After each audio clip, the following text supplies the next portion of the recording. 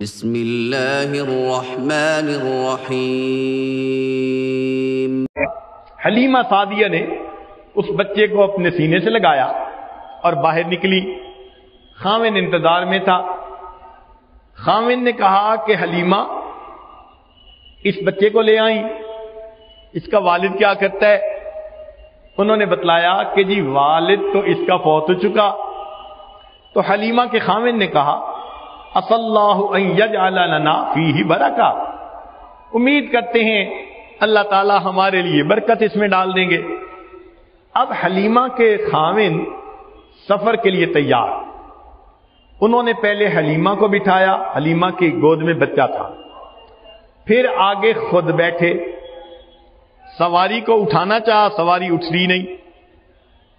بڑے ہیں نا، سواری کو کیا ہے، اٹھ کیوں نہیں رہی؟ خود نیچے اترے، جیسے ہی نیچے اترے سواری اٹھ گئی۔ پھر بٹھایا کہ میں اوپر بیٹھوں، جب اوپر بیٹھتے ہیں تو سواری نہیں اٹھتی۔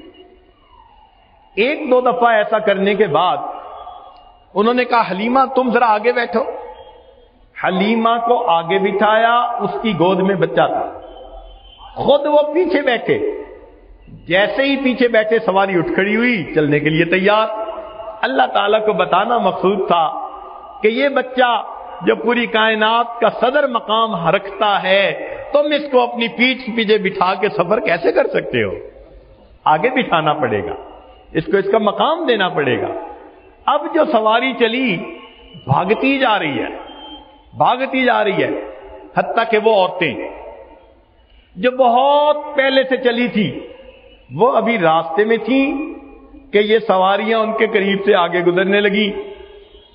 وہ عورتیں بنو سعد کی بڑی حیران، پوچھنے لگی حلیمہ تو نے سواری بدل لی؟ حلیمہ نے مسکرا کر دیکھا اور جواب دیا میں نے سواری تو نہیں بدلی، میری سواری کا سوار بدل گیا۔ حلیمہ سعدیہ جب بچے کو لے کر پہنچی، حدیث مبارکہ میں آتا ہے، فرماتی ہیں کہ بنو سعد کے گھروں میں سے کوئی گھر ایسا نہیں تھا جہاں سے گلاب کے پھولوں کی خوشبو نہ آ رہی ہو۔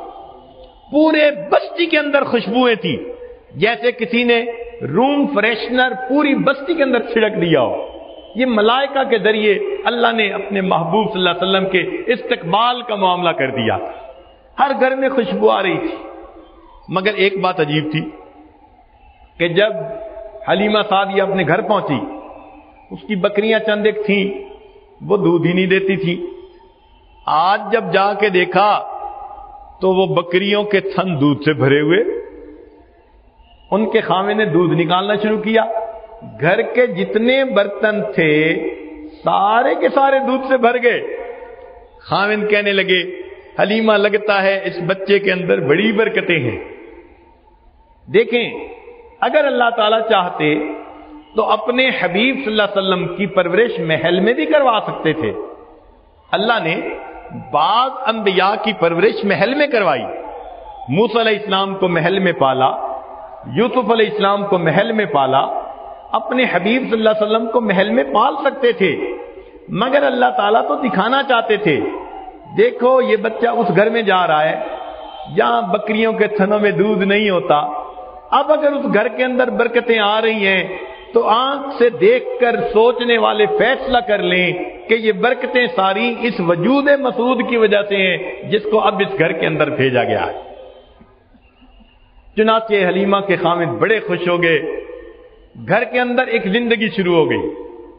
مگر بی بی حلیمہ نے ایک اور بات بھی نوٹ کی، اس کی پرورش میں ایک اور بچہ بھی تھا۔ تو وہ دیکھتی کہ یہ بچہ جو تھا محمد صلی اللہ علیہ وسلم، اس کو انہوں نے پہلی دفعہ جس طرف سے دودھ پلایا، یہ بچہ فقط ادھر سے ہی دودھ پیتا تھا، دوسری طرف سے دودھ پلانے بھی لگتی تو دودھ نہیں پیتا تھا۔ وہ بڑی حیران ہوتی کہ یہ کیا معاملہ ہے۔ چنانچہ والدہ کے دو طرف دودھ ہوتا ہے تو تقسیم ہو گئی، ایک طرف سے ایک بچہ دودھ پیتا اور دوسری طرف سے دوسرا بچہ دودھ پیتا۔ یہ اس لیے تھا اللہ تعالیٰ بتانا چاہتے تھے دیکھو کل جس ہستی نے ساری کائنات کو انصاف کی تعلیم دینی ہے، کوئی یہ بھی الزام نہ لگا سکے کہ چھوٹے ہوتے ہوئے یہ اپنے دودھ شریک بھائی کے حصے کا دودھ پی جایا کرتے تھے۔ اللہ نے پہلے سے ہی تقسیم کر دی تاکہ میرے محبوب صلی اللہ علیہ وسلم پہ دھبا لگنے کا امکان ہی نہ رہے۔ باقی ایک طرف سے دودھ پیتے تھے۔ چنانچہ گھر کے اندر خوشیوں کی زندگی۔ نبی علیہ الصلوۃ والسلام 4 سال حلیمہ سعدیہ کے گھر رہے۔ ان 4 سالوں میں ایک دو عجیب واقعات ہوئے۔ حلیمہ کی بیٹی تھی جس کا نام تھا شیمہ، جوان العمر تھی، وہ بکریوں کو لے جایا کرتی تھی چرانے کے لیے۔ ایک دن دیر ہو گئی اور وہ بکریوں کو لے کر نہیں گئی۔ حلیمہ نے کہا بیٹی آج تو بکریاں چرانے نہیں لے کر گئی۔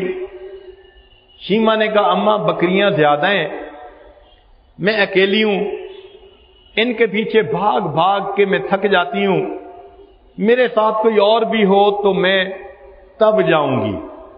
اس نے کہا بیٹی میں بھی بوڑھی ہوں، تیرا باپ بھی بوڑھا ہے، تو ہی تو گھر میں جوان العمر ہے، یہ مشقت کا کام تو تم ہی کرو گی، ہم تو مدد نہیں کر سکتے۔ اس نے کہا اماں یہ جو میرا بھائی محمد ہے نا صلی اللہ علیہ وسلم، اس کو میرے ساتھ بھیج دیں۔ حلیمہ نے کہا کیا بات کر رہی ہو، تم بکریوں کے پیچھے بھاگو گی یا بھائی کو سنبھالو گی؟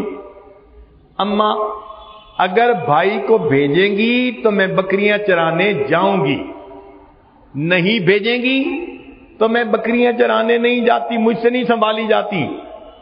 تو بھائی کو لے کے جاؤ گی تو کیسے سنبھالو گی؟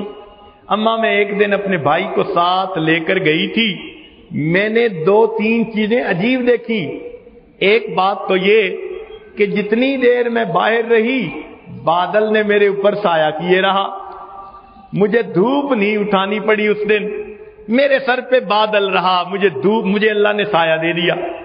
اور دوسری چیز میں نے یہ نوٹ کی کہ 1-2 راہب وہ قریب سے گزر رہے تھے، انہوں نے اس بچے کو دیکھا، وہ آئے، انہوں نے بچے کو پیار کیا، کہنے لگے کہ اس کے چہرے پہ بڑا نور نظر آ رہا ہے، یہ بڑی ہستی بنے گا۔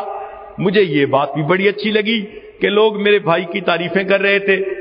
اور اماں تیسری بات تو یہ ہے کہ جب میں گئی تو میں بھائی کو گود میں لے کر بیٹھ گئی ایک جگہ پر، میری بکریاں خود بخود چرنے لگی، انہوں نے جلدی جلدی گھاس چر لیا، اور پھر جس جگہ میں بیٹھی تھی وہ ساری بکریاں وہیں آ کر بیٹھ گئیں۔ اماں میں بھی بھائی کا چہرہ دیکھتی رہی اور میری بکریاں بھی میرے بھائی کا چہرہ دیکھتی رہی۔